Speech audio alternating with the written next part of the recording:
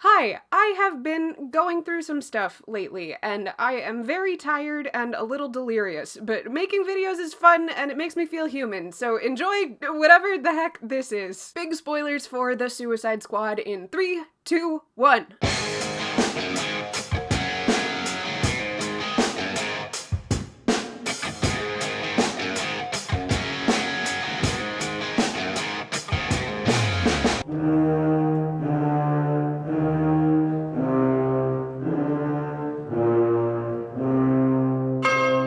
This movie kicks off by killing off the entirety of what is ostensibly its title cast, and this is a relatively baller move. The death itself specifically is not really a baller move. I, for one, am pretty damn sick of death as the single everlasting set of fuck you stakes. It's boring. It feels like one of those things where everyone in Hollywood saw the first season of Game of Thrones and learned all the wrong lessons. For those of you who may be unfamiliar or somehow forgot, George R.R. Martin's novel A Game of Thrones ends with the state-sanctioned execution of one of its main characters, arguably the one with the most protagonist energy, but ultimately one of a dozen or so equally-ish weighted perspective characters. While there is certainly some shock to this moment in the novel, the entire team behind the HBO television adaptation took what they were given and absolutely ran with it. This character was not only played by arguably the biggest name actor in the cast, but was plastered all over every billboard. He was still but one main character in the lineup, but in this new format, there was no question as to who was headlining. And so, when his head rolled in the show's 9th episode, people lost their shit. Shut the fuck up.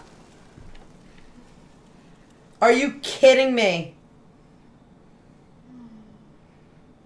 Never get comfortable. It was a massive shock to the system, and a very effective way to establish the absolute brutality of this world in the realm of television, where the rules regarding who is and isn't up for the reaping tend to be a bit more defined than they are in novels. Sean Bean dies in every movie I've ever seen. Yep.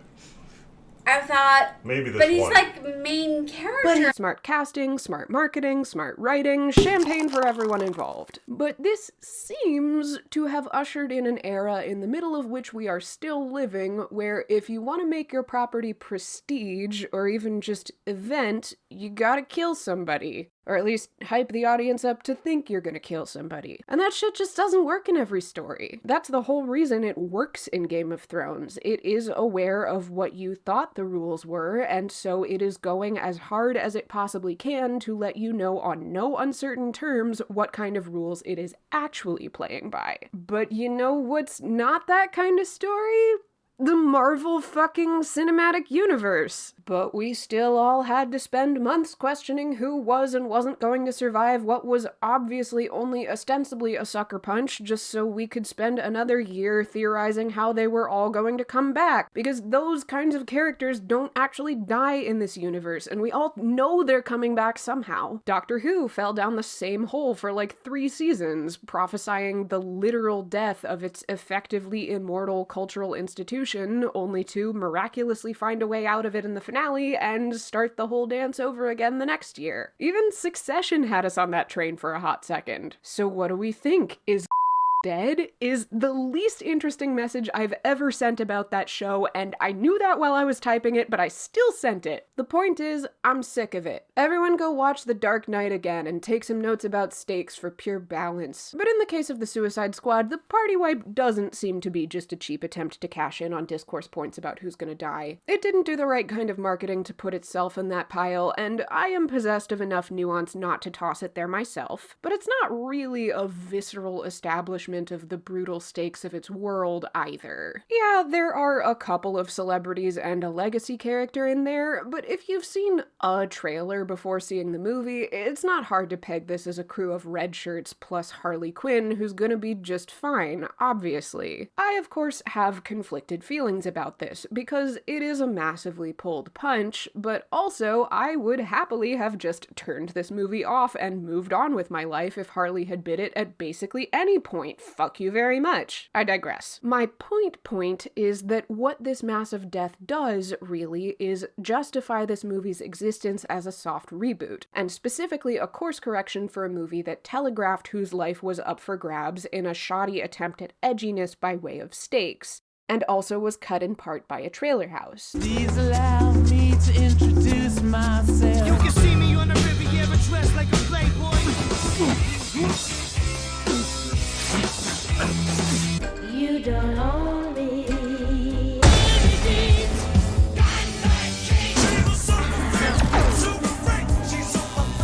Baz Luhrmann has more restraint than this. So, as a rather pointed fuck you to the chip on its shoulder, this movie kills everyone who's had an introduction montage, along with almost everyone who hasn't, and then it drops this needle.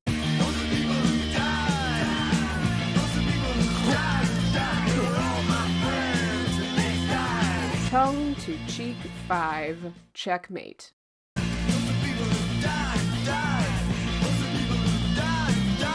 People Who Died is not only notable for its place in this movie's mission statement of sorts, it's also fascinating because it is very nearly the only non-diegetic needle drop in the entire movie. Nearly every pop song turns out to be playing from a set of speakers somewhere on or just off screen. We don't hear anything recognizable that isn't revealed to be what the characters hear, with, by my count, 3 exceptions. First, that opening credits sequence.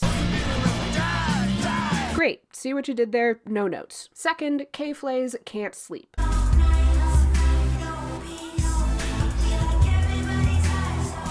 That's a weird one, because the squad are in a bar dancing, so it seems like that should be where the music's coming from, but for my money, it's never mixed in a way that sounds like it's coming from diegetic speakers. It starts soft and then swells later, but at both volumes, it just sounds like film soundtrack. There you go. There you go. Don't give any more to Pokey.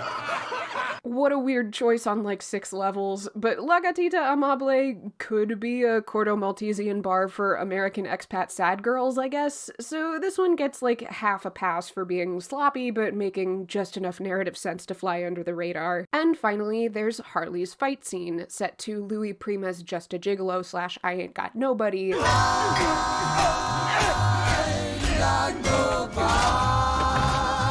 Which Harley was singing while she was still trying to play helpless. I ain't got nobody. So the implication is that we're hearing what's happening in her head, the same way we're seeing it in the once-in-the-movie cartoon visual effects happening around her. Once again, I'm conflicted on this, because I love Margot Robbie's Harley Quinn, and I love that she gets a real moment to show us how she sees the world here, but at the same time, it feels like such a deliberate choice for this movie not to indulge in the kind of cheap thrills of its predecessor, to justify the dropping of every single needle down to the absolute brain breaker that is opening on a live recording of Johnny Cash. Hello, I'm Johnny Cash. I'm still reeling from that one. Who does that? I love it. And to allow the proper space for John Murphy's incredibly fun score that sounds like it was constructed over a cut temped with OK Go tracks.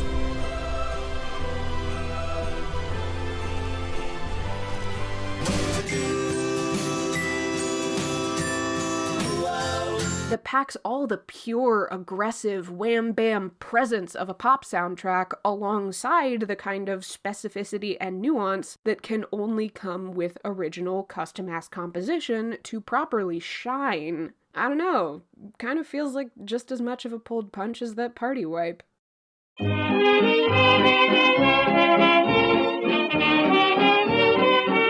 These fools, these absolute goons, thought this was a compromising position in which to hold Miss Harleen Quinzel. Chuckleheads. Harley Quinn is a dyed-in-the-wool, red-blooded, #circus every damn day aerialist. The first thing she did when she got to Belle Reve was figure out how to rig up a sling. Double point and very short, far from ideal, but plenty to keep up her conditioning, and limitation breeds creativity. Bitch was doing rope drops 15 stories off the ground, no crash mats, hopped up on adrenaline, in heels, just to fuck with folks. You thought you were hamstringing her with this shit? You just activated her motherfucking trap card. This woman spends all morning at open gym and then teaches 4 hours of class with barely a lunch break. She has a 10-minute back pocket act. She can run 4 times an hour without breaking a sweat. She has been involved in Instagram discourse about the precise degree to which one's lats should be engaged in a quote-unquote dead hang. You think she can't go 6 more rounds after 2 hours of this? Please, she hasn't even been tiring out her grip strength. Bitch does cord lease. She can climb a 2-inch diameter rope with the vice-ass grip between her big and pointer toes. Her feet are at least as dexterous as her non-dominant hand. She already choked out the only person around to enjoy the show, and she's still going full out with a straight arm invert. Fucking queen shit. This is just simply a truly excellent character moment. Harley's circus talents have been purely ornamental in this expression of the character up to this point, and here they're put to use for an actual practical purpose, to solve the problem of how we get her out of this trap. Not just in the way a person would get out of this trap, but in the way she would get out of this trap. This moment was choreographed by someone who knew exactly in what ways an aerialist is strong. Like, I can look at this and bet you anything that this queen has been training straps and her single arm flare is coming along just great. That's the level we're talking here. It looks super cool, but it looks super cool specifically in a way that takes advantage of something already established about this character. Lets it continue to just be a thing about her with as many facets as anything about any real person, without dumping a truck of exposition on us. This iteration of Harley Quinn, whether you like her or feel like she's faithful to whatever source version of her you like or whatever, is just a really solidly developed person at this point, to the level where every new little quirk about her just feels more and more like, yeah, that tracks. I love the rain. It's like angels are splooching all over us. So it's just a little disappointing to see this gorgeous, careful, thoughtful moment in the same movie as Live Fast, Die Clown, is all I'm saying. Hey, thanks for watching this video. Before you go, I want to tell you a little story about copyright. And yes, this is the sponsored part of the video, but it's also, you know, true. So a few months ago, I made a video talking about time signatures in music, and so naturally I played a few clips from songs I expected my audience to recognize to demonstrate various concepts. Very clearly, for educational and commentary purposes, pretty cut and dry fair use of copyrighted works. But of course, fair use is a relatively complex concept, and AI doesn't really understand it yet, so I did what I always do and uploaded a rough cut of the video a few days before it was completely done to see if any of the clips I used would get flagged by YouTube's Content ID system. It was up for like 48 hours, no claims, seemed to be in the clear. A few days later, when I had finalized the video and tossed it in a little more glitter, I uploaded what I intended to be the final cut, prepped to send it off to the sponsor, popped my champagne, and then I got an email saying that I had a copyright claim. See, when I'd tidied up the video, there was one cut that just felt super abrupt, so I had extended one of the musical examples by less than a second to just give it time to fade out. And that 1 second, for a total of 8 seconds in a 20-minute plus video, was enough to get the whole video monetized by the rights holder. That means that not only would I not make a dime off of it from ads, I would have no control over the number and placement of breaks, which is something I put a lot of thought into. Could I have disputed it? Absolutely, but there's no guarantee that I would have won, and even if I did, it could have taken months to be resolved, and I didn't have time for that. It was a holiday special, and I had a deadline for the sponsor. So I had to go back, revert to the version of the video with the super abrupt cut that I hate to this day, basically render it again and do the whole upload process all over again. Now, in this particular case, that only ended up amounting to maybe an extra hour of work, much of it unattended, but it resulted in a video I felt was worse for reasons that I think are pretty clearly not about actual copyright law, nearly as much as they are about YouTube creating a system that disproportionately favors big corporations over independent creators and runs on rules developed by computers that are always changing and that it won't concretely share with anyone. As you can imagine, I'm not the only person who is deeply frustrated and stressed out by this, and so a bunch of really cool people got together to create a whole new platform called Nebula, and they invited me to join them. Since Nebula is an independent operation that puts independent creators first, we can actually just make stuff based on actual copyright law, including fair use, without having to jump through the kinds of bizarre, arbitrary, invisible hoops we do on YouTube. It's absolutely wild to watch something like Sarah Zed's original Debater Theater that just includes clips that are the length needed to demonstrate her point, not just what YouTube would let her get away with. Plus lots of other great stuff. Much better pay, no content-based demonetization or age restriction, and on the audience side, there's a lot of extra stuff you won't find on YouTube.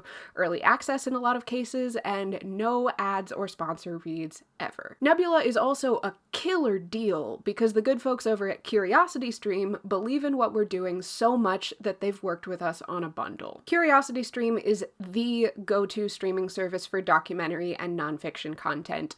This month I've really been enjoying Inside the Mind of a Con Artist, which is just a perfect example of how seriously every time I open the CuriosityStream homepage, there's something new that I'm like, oh man, I've gotta watch that. Normally, a whole year of CuriosityStream is just $20, which is already one of the best deals in streaming, but when you sign up using my link in the description or by going to curiositystream.com/Laura Crone and using the promo code Laura Crone, you'll get an additional 26% off for a total of less than $15 for an annual subscription, and Nebula included for as long as you stay subscribed.